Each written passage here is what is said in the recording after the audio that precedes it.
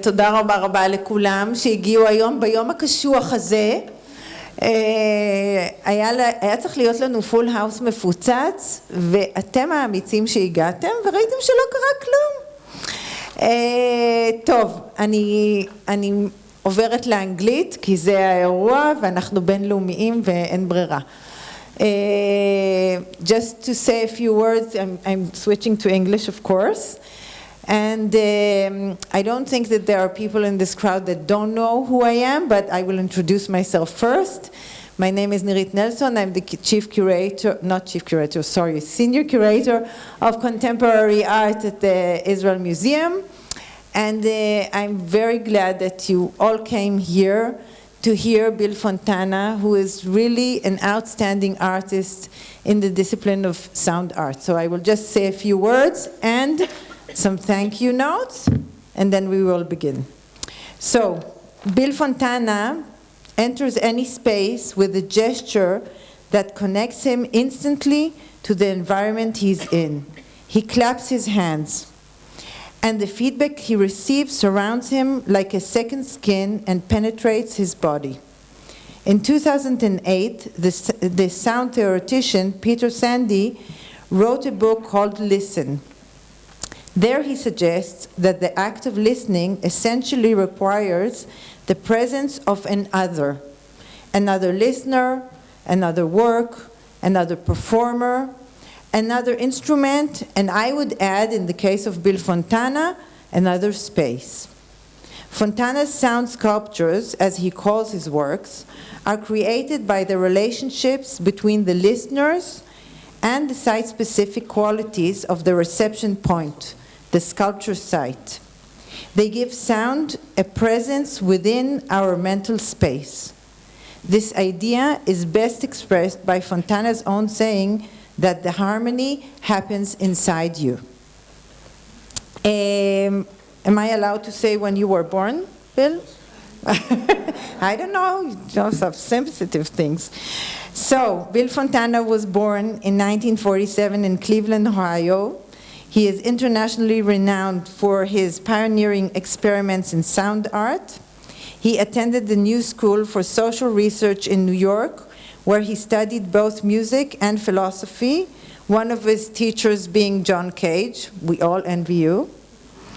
His sound sculptures and radio projects have been exhibited in museums all over the world, including the Whitney Museum of American Art, the San Francisco Museum of Modern Art, Tate Modern, Tate Britain, the 48th Venice Biennial, and a New Columba Museum in Köln. I would like to take this opportunity and to thank my partners for organizing this evening, Rotem Zuta and Shlomi Navon. Yay! Thank you very, very much. And I would like to thank our first 4 initial supporters of the Department of Contemporary Art, the supporters of activities of our department, which is Tali Fox, that she actually initiated this matchmaking. So thank you very much, Tali. Tali and Carmel Varnia, Eyal and Tami Chomsky, and Lily Saad. Thank you all very much. So Bill Fontana is the first in a series of lectures that we will have. I won't tell you who's the next one, but believe me, you have to pencil down June 14. Take my word for it. Bill, thank you very much for coming here.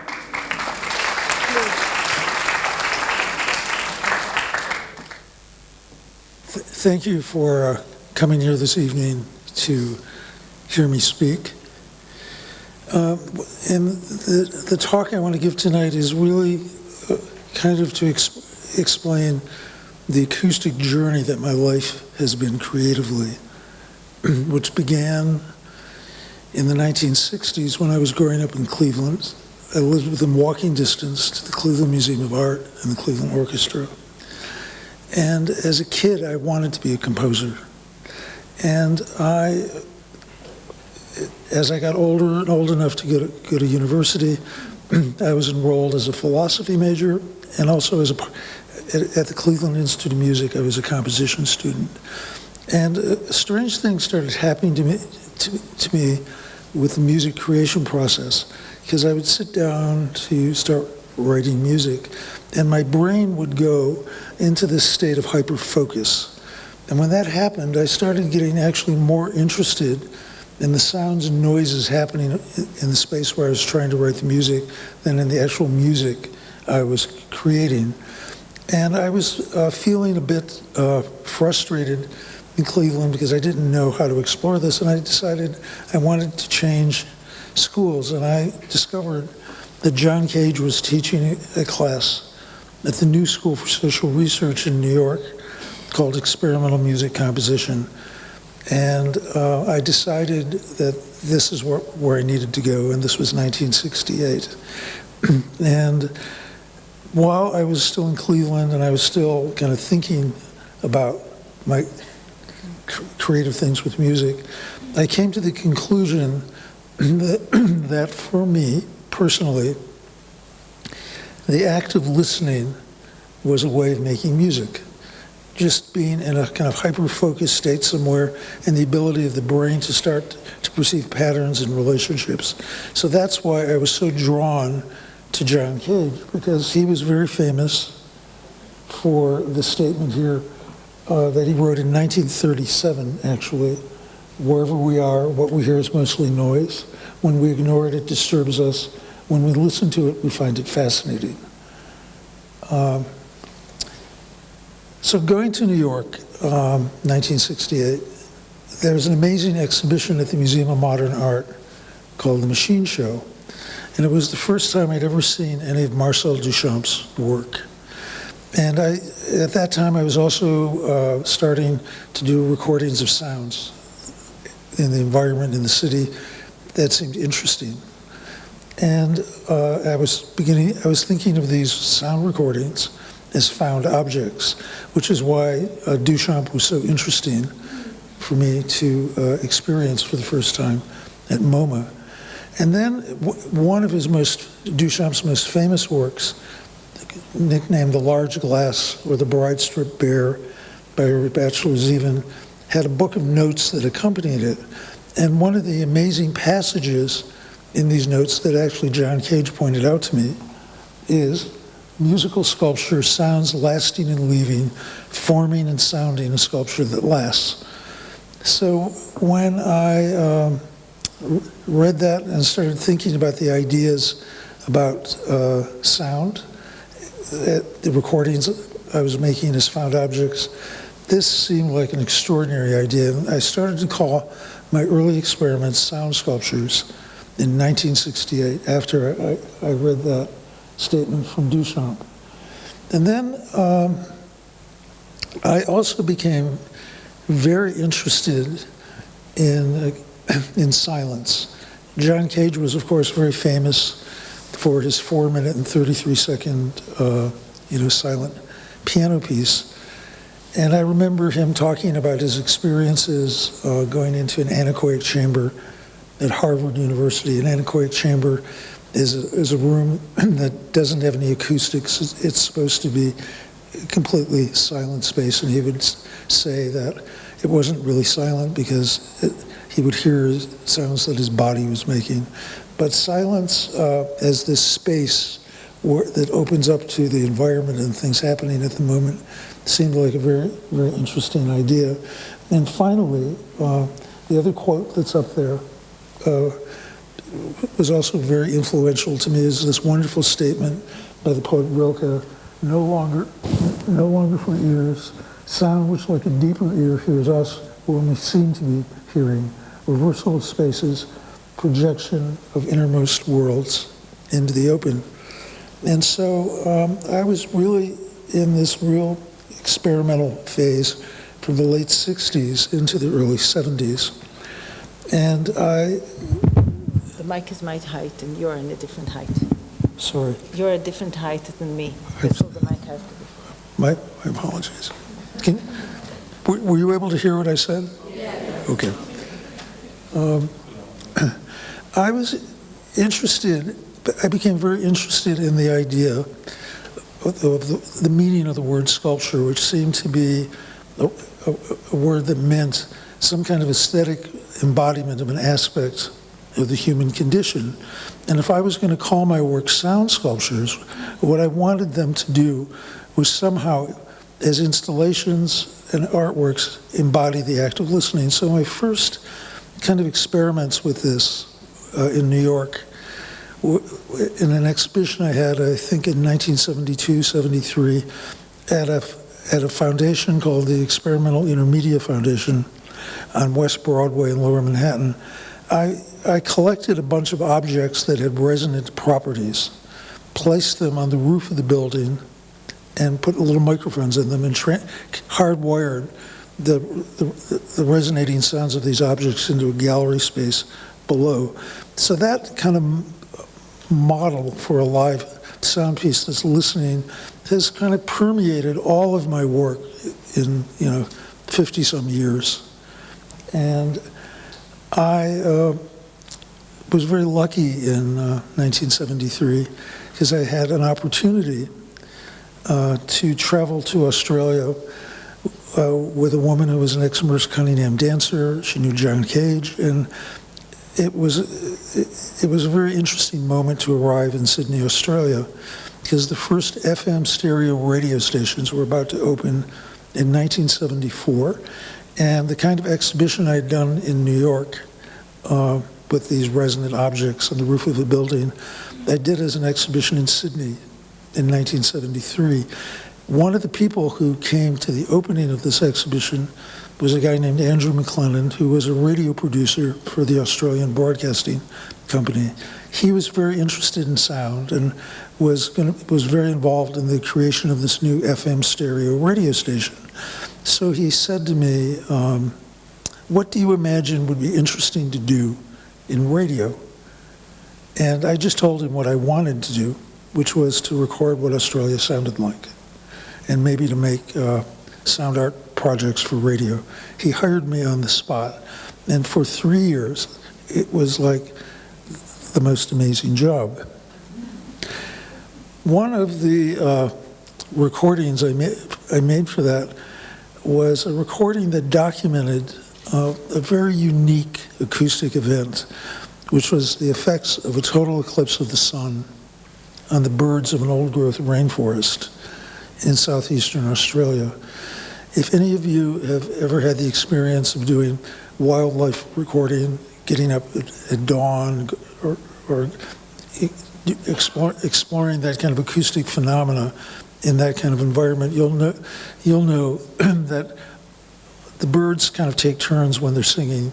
There's certain birds that will sing at first light, other ones will sing as the sun is rising, other birds sing at twilight. But they're not all active at the same time. What happened in this old-growth rainforest in the minutes before total eclipse of the sun was the environment visually became very strange. You started the shadows started to shimmer, and there was this sense that something was about to happen. And so the reaction of the birds in the minutes before the total eclipse is that they all had something to say about it. They all started singing at the same time, and when it suddenly becomes dark, it's not like a sunset, it's like a light switch, they became silent. So I wanted to start out and play you, it's like 5 or 6 minutes long, this recording of these minutes before total eclipse of the sun in Australia. And one thing you should notice in this recording is at the moment it's about to become silent, you'll hear the sound of the wings of a bird fly past the microphone.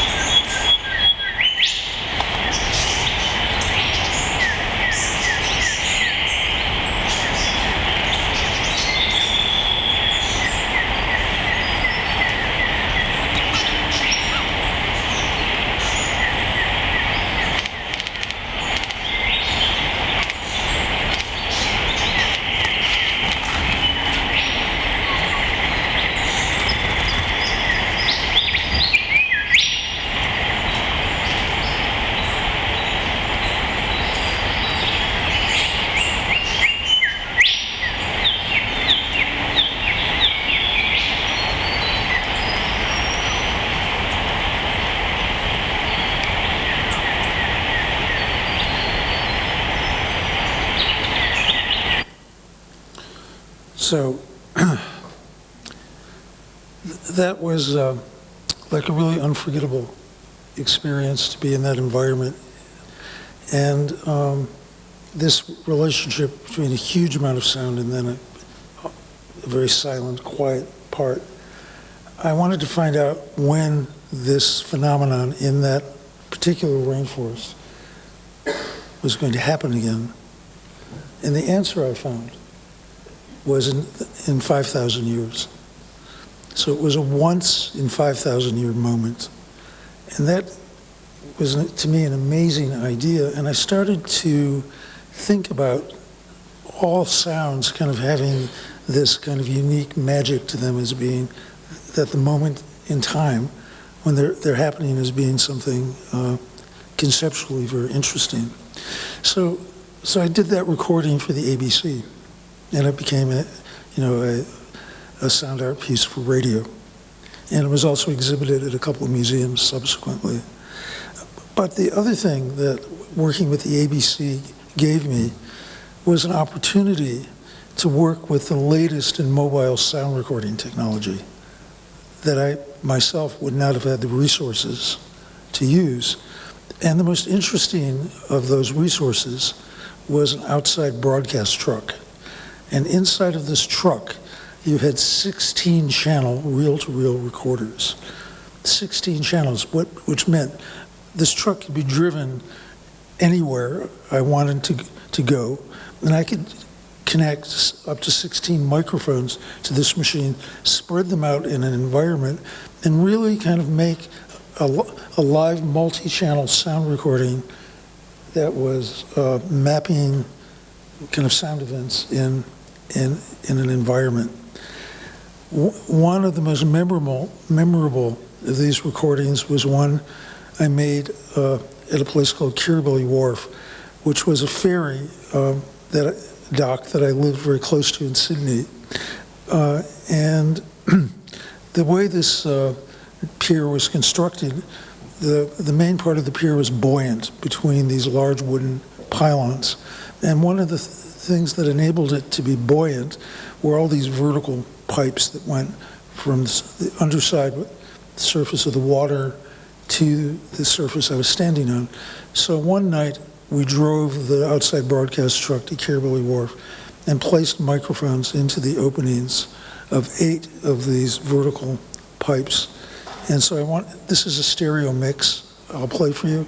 Ideally, you would hear this piece out of multiple speakers as a kind of immersive spatial piece, but the sound recording itself in 1976, making this kind of real-time mobile multi-track recording like that was something I'd never done before, and I don't think this had really ever been done in the way I was doing it. But I kind of regarded this piece as a kind of first symphony.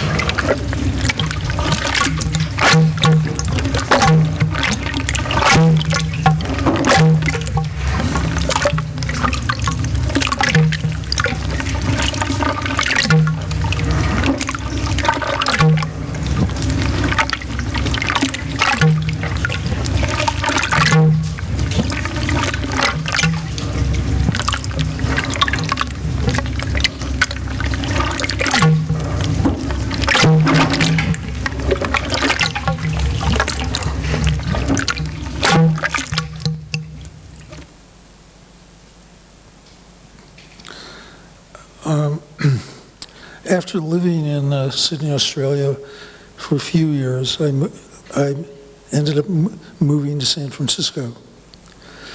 And there was a sound in San Francisco that I kind of fell in love with, which were the foghorns on the Golden Gate Bridge. And what was so interesting about the foghorns, these foghorns, is it's a sound that travels through the landscape.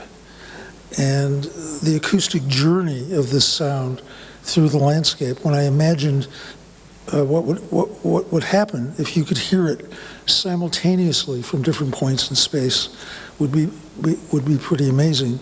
So in 1981, I actually had the chance to do that and installed this as a live sound sculpture with microphones at 8 different positions around San Francisco Bay, transmitting to loudspeakers on the roof of a pier building on San Francisco Bay called Fort Mason, which is actually a cultural center.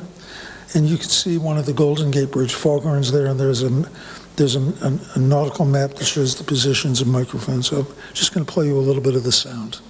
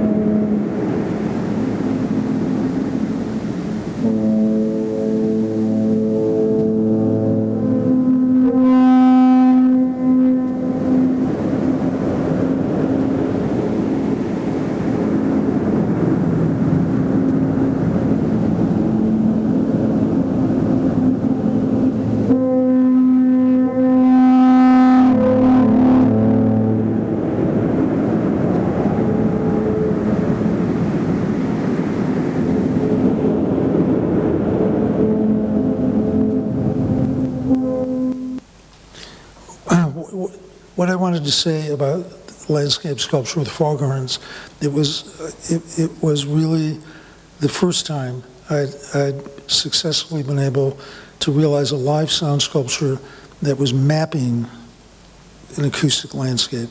And it's a working process that has existed in many of my works ever since.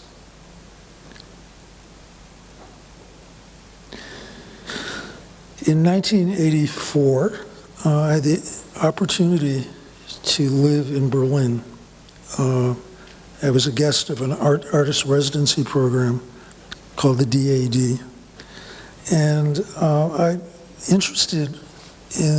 became very interested in the idea of acoustic memory, because there were so many kind of weird historical spaces, in Berlin that kind of made me imagine sounds that had once been there.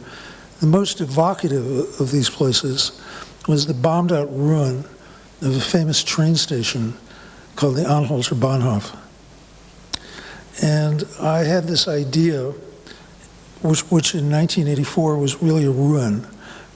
You just basically had the front entrance remnant of the building, and behind it was this huge empty field that had once been the hall of a great train station.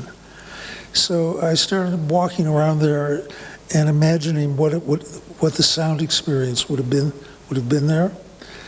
And I started traveling around in Germany looking for a living train station that I could bring to Berlin and sonically rebuild in that space. I actually wrote to John Cage and asked him if he knew anybody in Germany who could help me.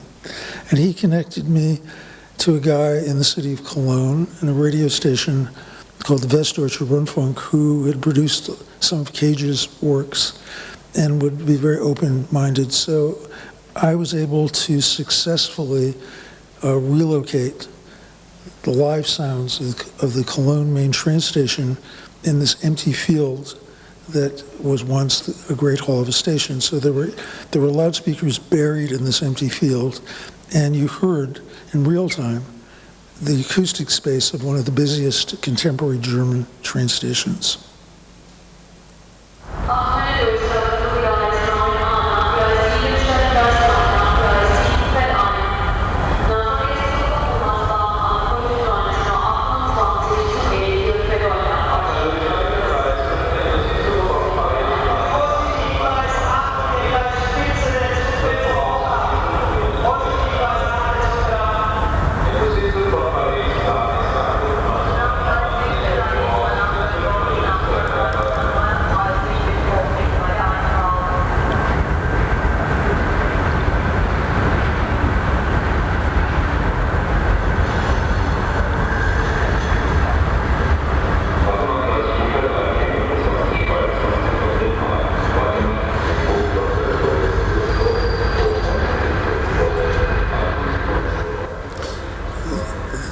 That photograph on the side is the opening night of this piece.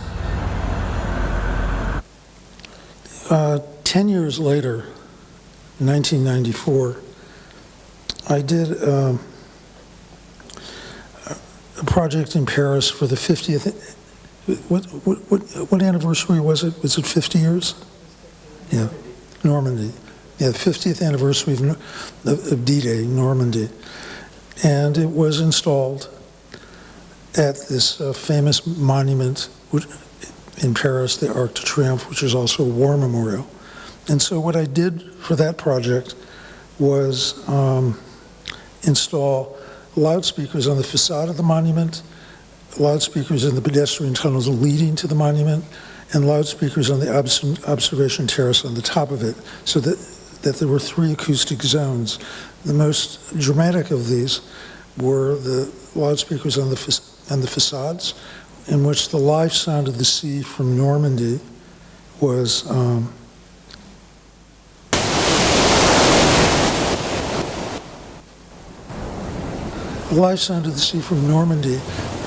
transmitted to the facades of this monument and wrapped the Arc de Triomphe in the live sounds of the sea.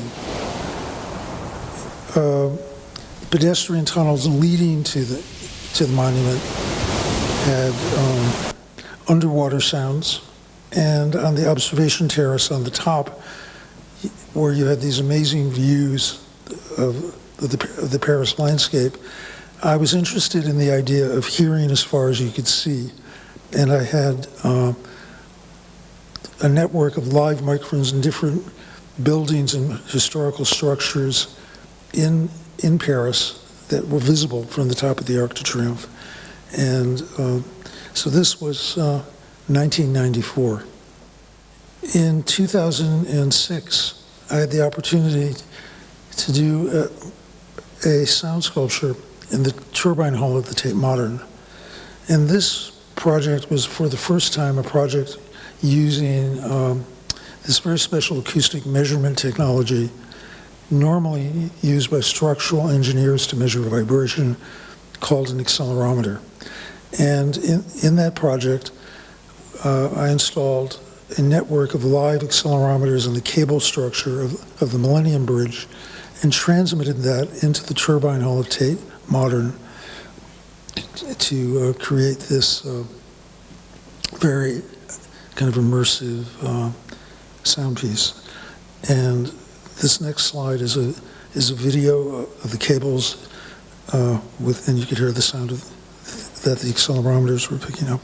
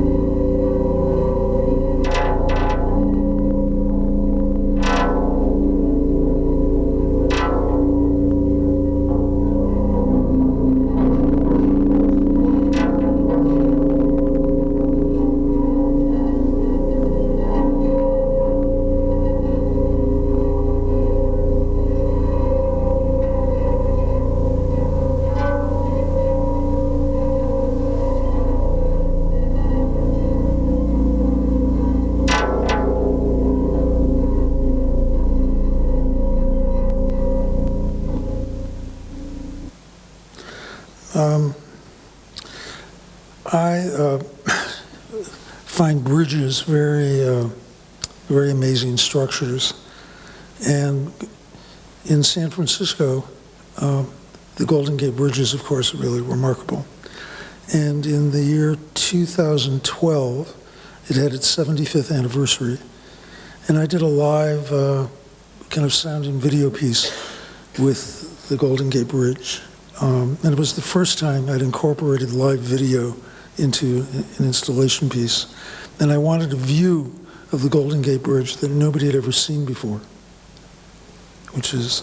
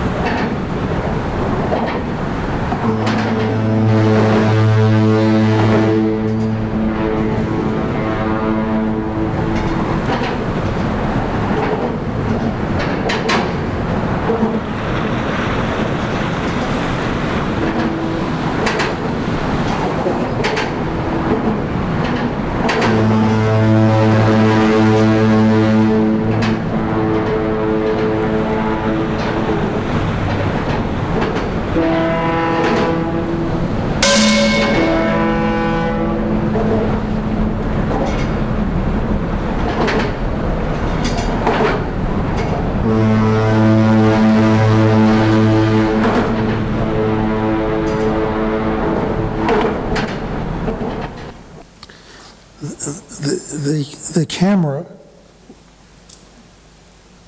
Are we okay?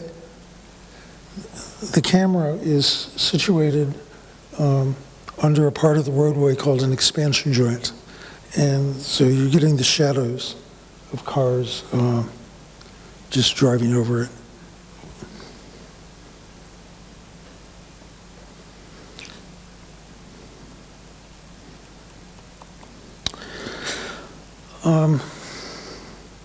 Jumping ahead again, my interest in working with accelerometers to pick up hidden sounds inside of structures and objects got realized in a piece that was exhibited in Berlin in January of 2020 in a museum called the Gropiusbau, which has an amazing atrium. But the piece I had exhibited there was an unusual recording I made of the oldest living things in North America, which are the more than 3,000-year-old giant sequoia trees in Sequoia National Park. And there was something like really incredible to go there and place sensors on these trees and to discover that they're kind of listening to the earth. There was a large river going through Sequoia National Park, and the movements and vibrations of the flowing river were transmitted to the ground, and the sensors mounted on the trunks of these giant trees heard the vibrations of the river, but with the resonance of the massive wooden tree. And this video collage is, I take a video I made of the surface of the flowing river and layer it on a collage looking up at the trees, and you'll hear this sound of the sequoia trees listening to a river.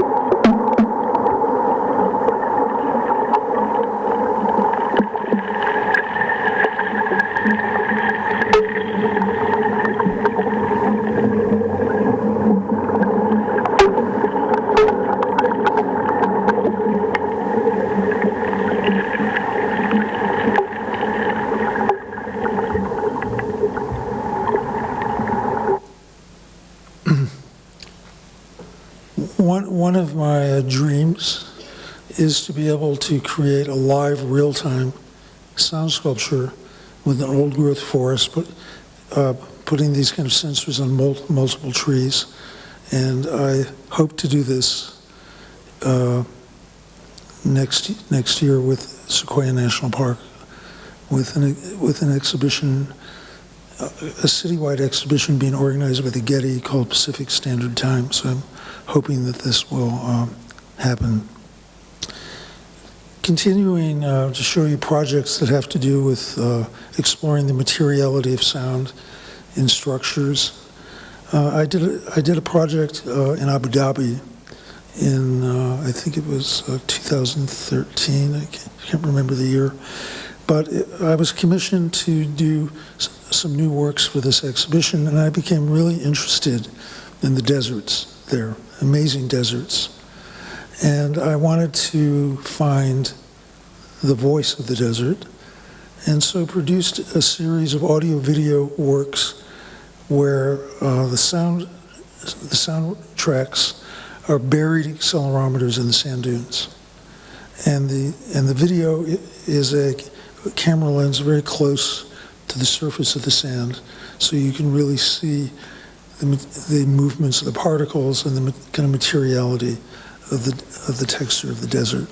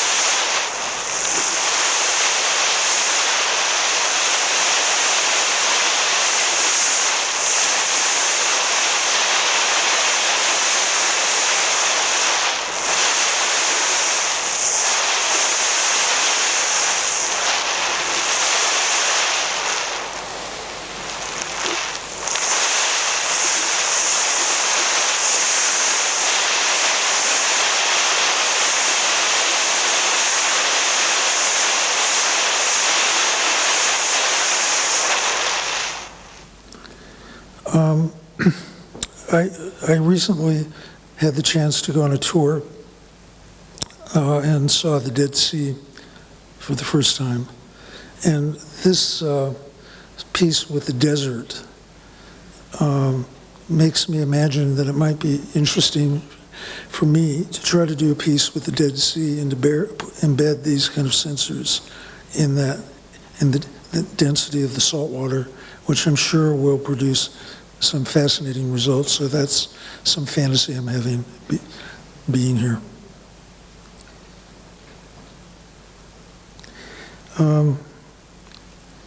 Jumping to actually last year, I had the opportunity to do an exhibition at a wonderful contemporary art museum in Istanbul called Arter. And it was an exhibition of works inspired by the Bosphorus. And one of the most interesting pieces of architecture in Istanbul are the cisterns, these beautifully designed Byzantine water storage tanks. So one of the famous ones is called the Basilica Cistern, and I had an opportunity to do some filming and sound recording in the Basilica Cistern, and this is the result of that.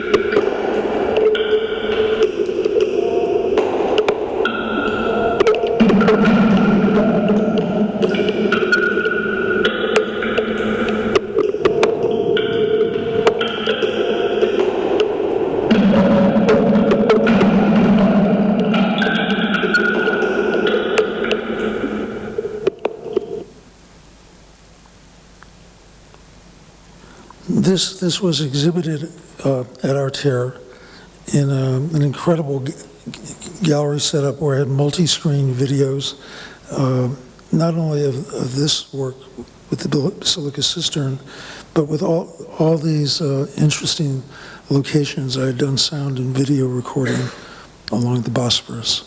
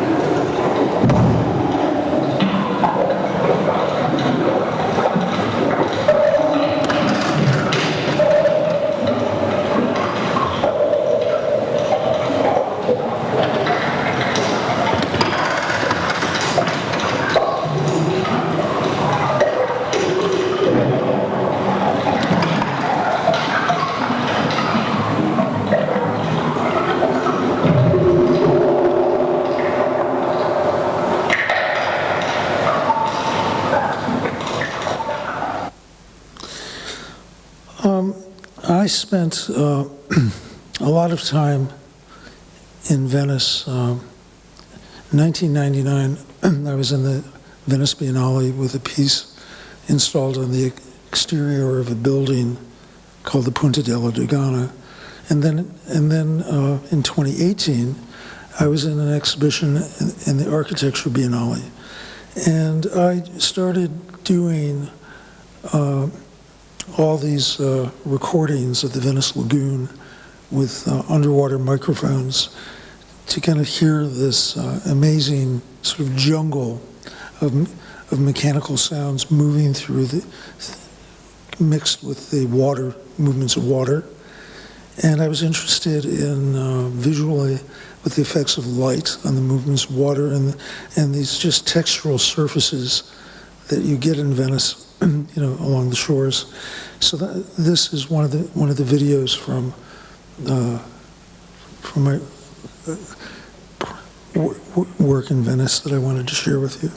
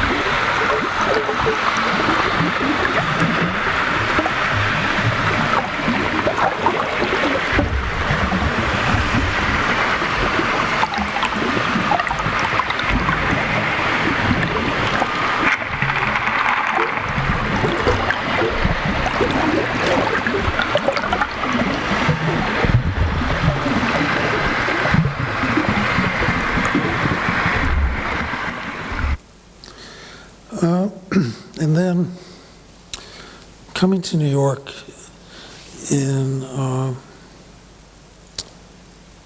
was the year 2015, I had arrived in New York after making a trip to Japan where I had an exhibition in Tokyo.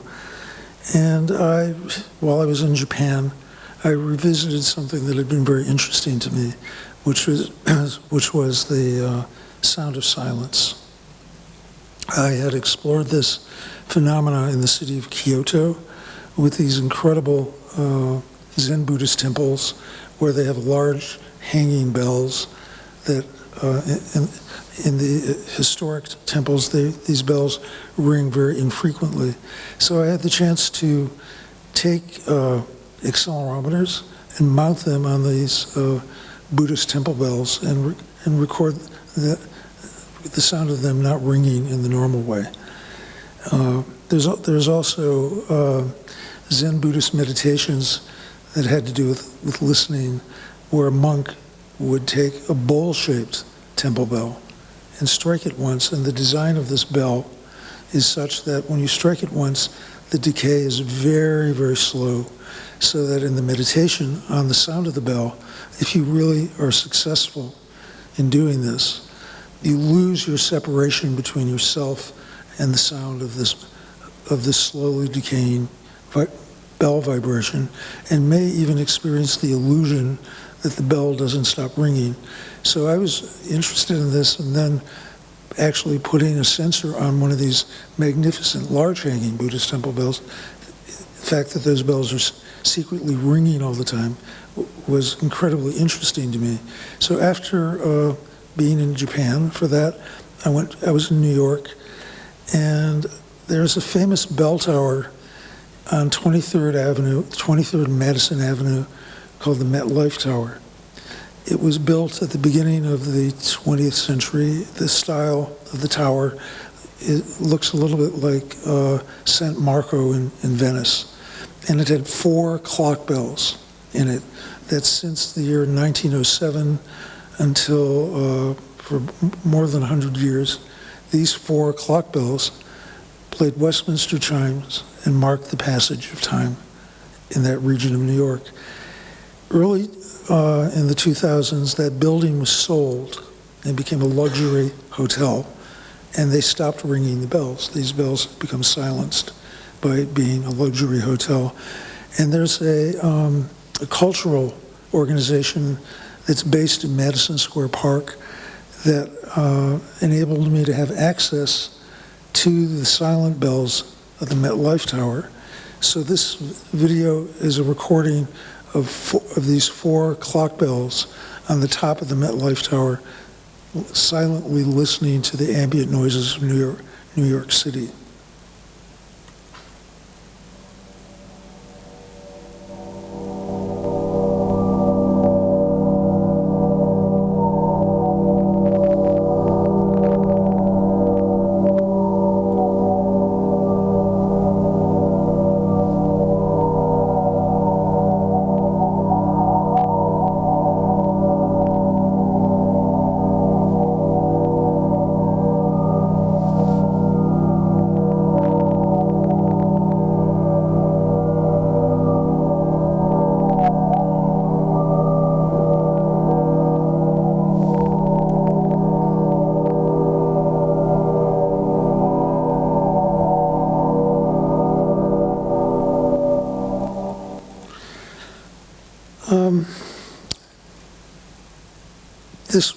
This video recording was done in 2015.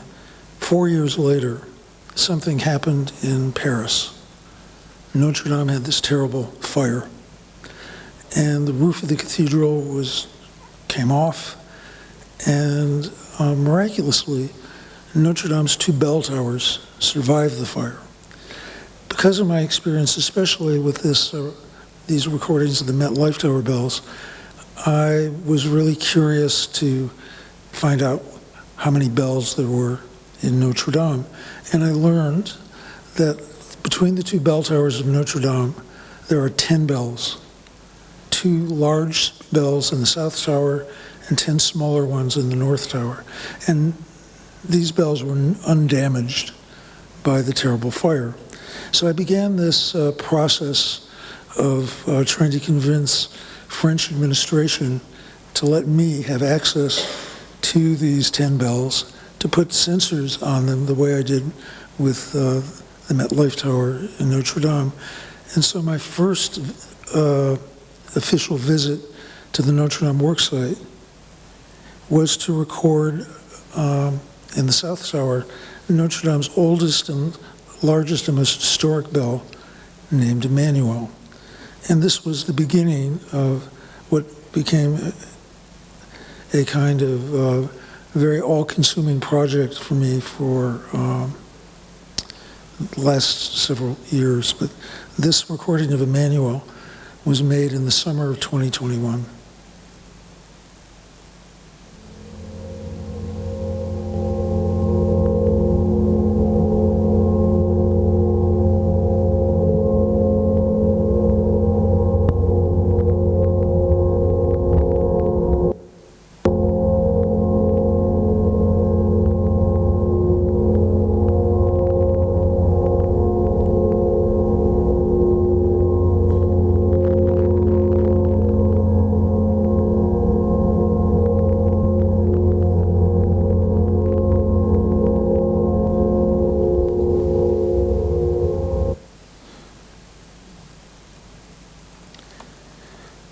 After doing this and having this example of this recording of Emmanuel, I was able to successfully negotiate a deal with the French administration to create an artwork in which I would install these kind of sensors on all 10 of Notre Dame's bells and to exhibit it at a museum in Paris called the Centre Pompidou. And from there, it had also been able to travel to other exhibition sites, like the museum in Istanbul, to Ars Electronica in Linz, to a cathedral in the Somerset region of England, and so on. So what I want to play for you is a short documentary feature that Centre Pompidou produced on the project, and you can see then the interior of Notre Dame's bell towers and the Notre Dame worksite. And the exhibition site at Centre Pompidou was this amazing balcony terrace on the 5th floor of the museum that had direct views of Notre Dame itself, so that on that terrace there were 30 loudspeakers that on the perimeter of the terrace, and visitors could be immersed in the live sound of Notre Dame's bells, not ringing, but just as giant metal ears listening to Paris.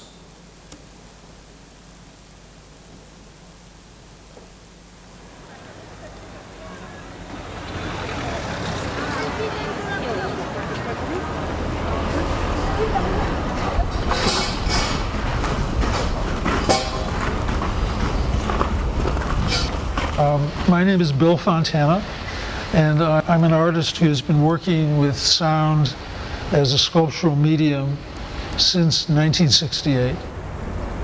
Well, so my story with Notre Dame actually began in 1994, because I had done another project in Paris. So with the help of the Ministry of Culture, I was able to get permission to install live microphones in 16 different locations in Paris that were visible from top of the Arc de Triomphe, one of which was Notre Dame.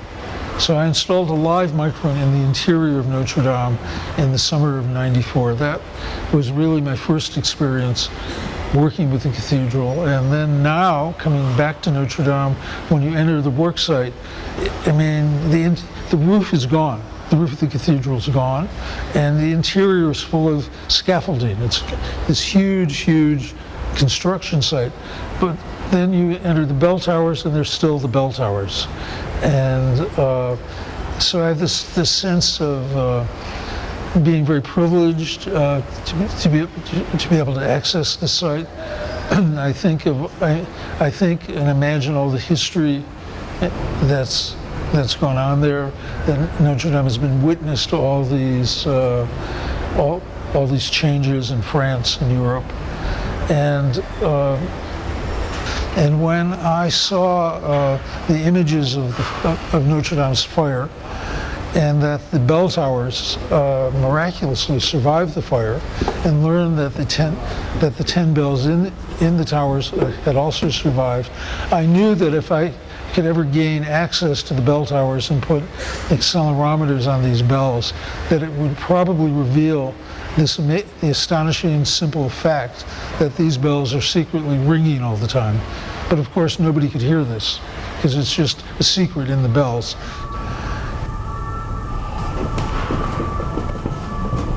These ribbons that are going around the bell are holding an accelerometer onto the bell. You see that? Yeah. The physics of this is very, very simple. The bells are freely hanging, and they're designed to vibrate. And the noise field, the noises that surround Notre Dame, the ambient sounds, are this mixture of many different frequencies. And when a frequency in the environment matches a harmonic in the bell secretly vibrates at that frequency. You can't hear it with your ears because it's not being conveyed to the air by the bell.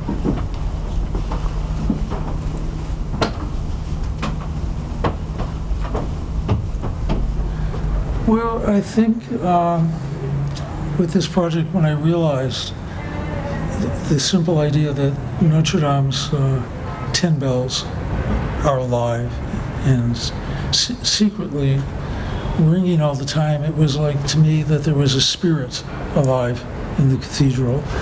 And the sound of silence is an important concept in different cultures, especially in like Buddhism, for example. But the sound of silence is the sound of everything. It's a connection point. If you focus all your energy on just hearing the sound and you kind of dissolve your ego and your brain and all the thoughts you have, and the only thing that exists for you is that moment in time where you're hearing the sound. And in a sense, you become the sound. And when you have that sensation, you may experience the illusion that the bell does not stop ringing.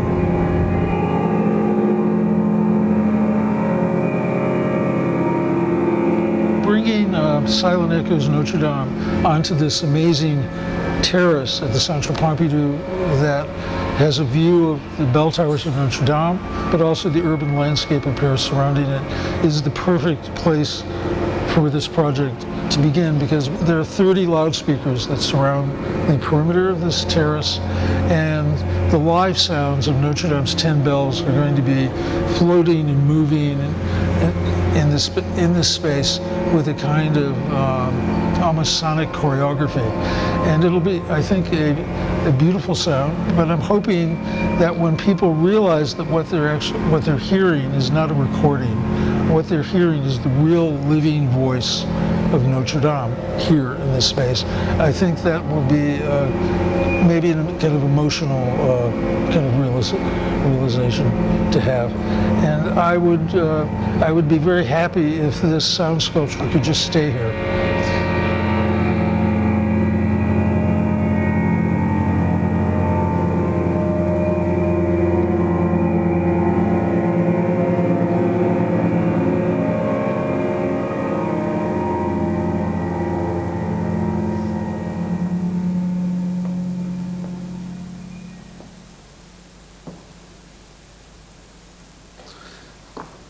So the last thing I'm going to play for you is a video piece.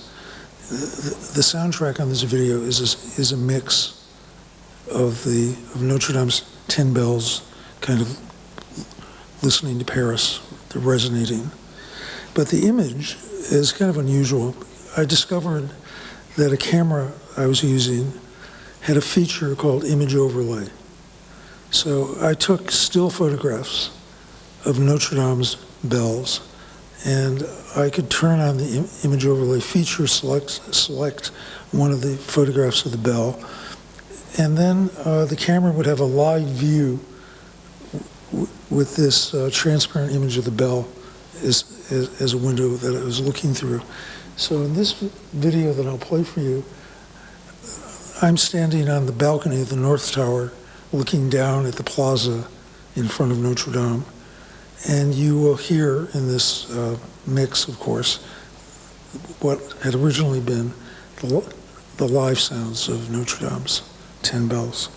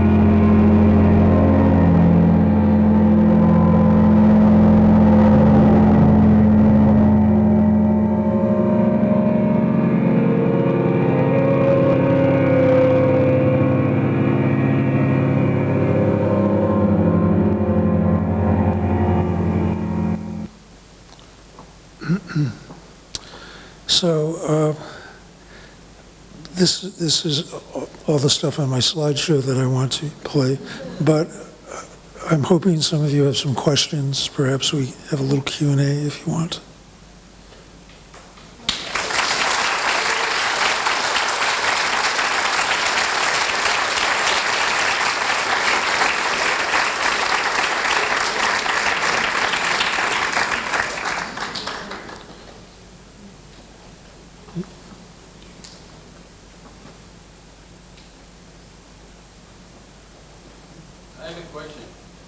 Yes.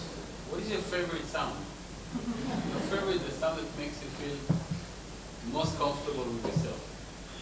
I think it's just, it's not a particular sound, it's more a particular state of mind I think is the one that it's for me, I'm sorry, I should do like this.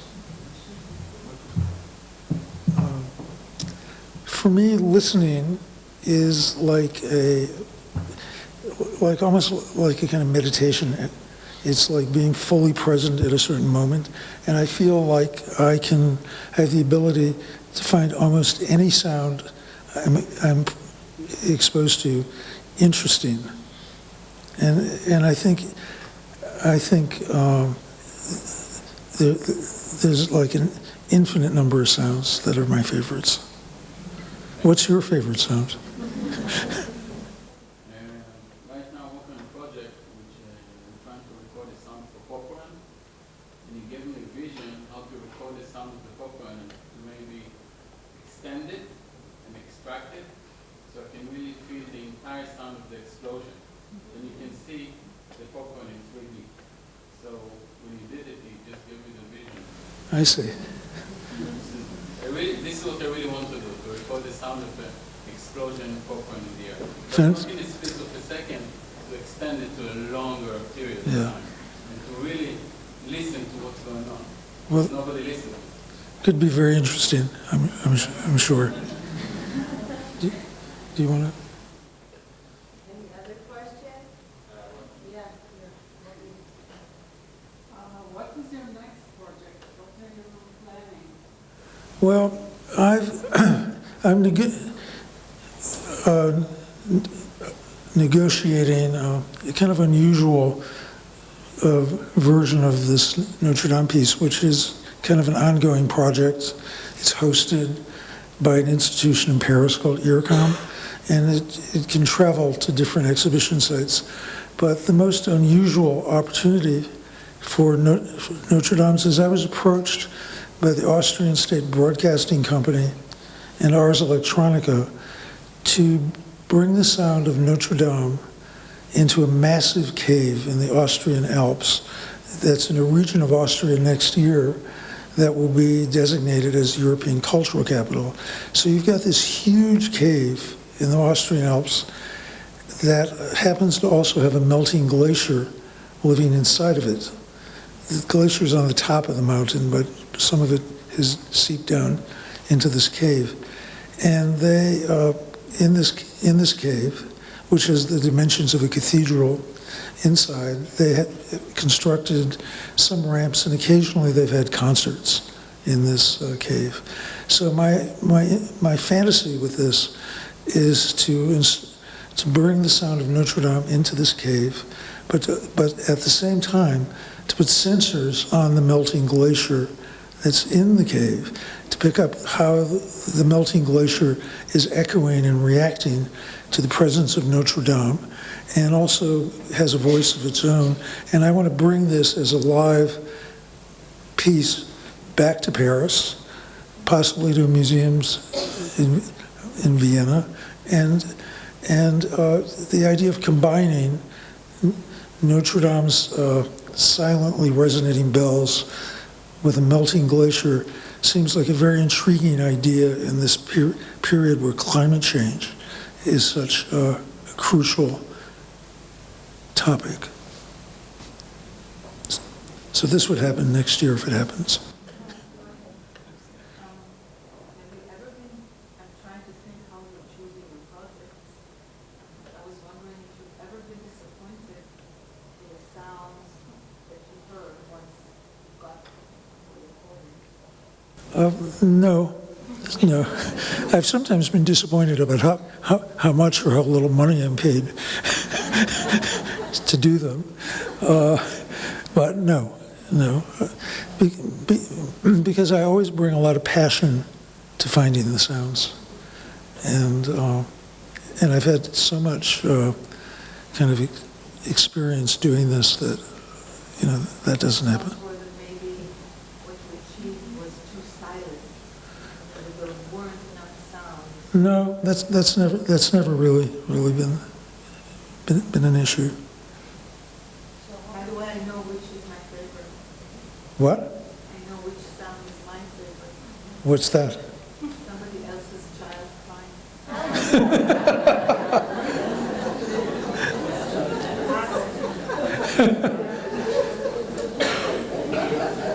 That's great. I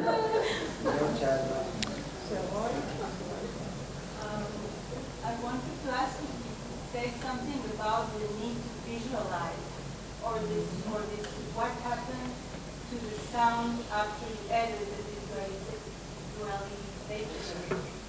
Well, in recent years, I've done quite a number of projects combining sound with video, and I think with my use of video is really an attempt to kind of visualize the materiality of a sound I'm working with, and so I've experimented a lot with that. I've done so many projects in my life that were pure sound pieces, but the addition of video is pretty new.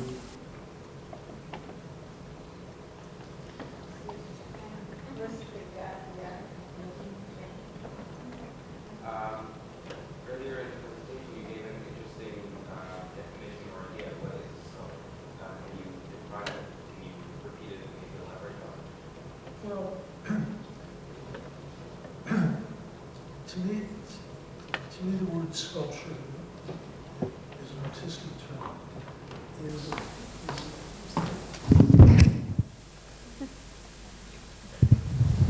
Is a physical embodiment of some aspect of the human condition, and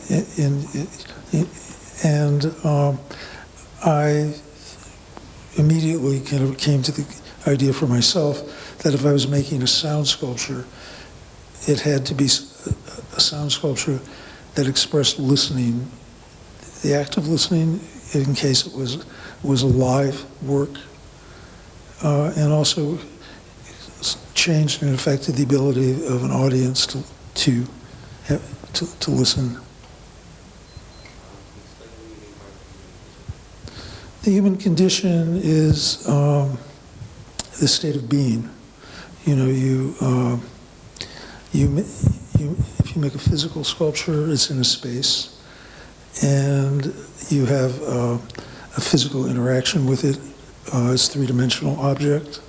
You can see it from many perspectives, and it's an object that engages someone in looking at it. And I thought, especially when I read this statement from Duchamp, that a sound sculpture could be this spatial experience with sound that creates a space.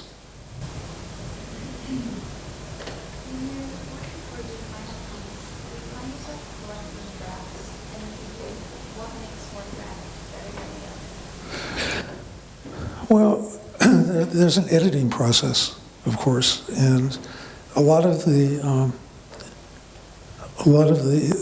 sound sculptures I create are realized as real-time things, where I'll install a network of live microphones, accelerometers, etc. And in order to kind of create that, the working process that I start out with involves a lot of test recordings, field recordings. And I can use those field recordings to kind of construct a model of what I want the finished work to be. The video part of it, also involves some interesting editing processes, and I'd gotten really interested in in layering the image sometimes.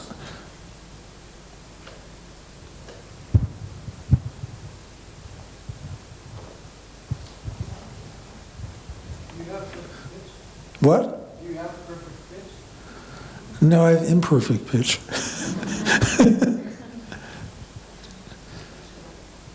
But I have a good sense of pitch, but I don't have perfect pitch.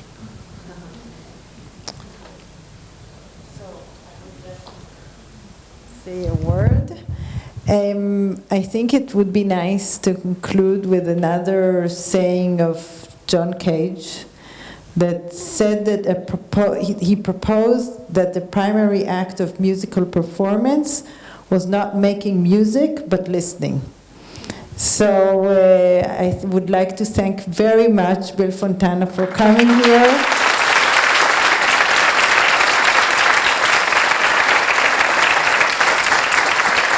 And thank you for granting us with a much better listening possibilities from now on. Thank you for inviting me to do this. And on this very busy day in Jerusalem, thank you for finding your way here.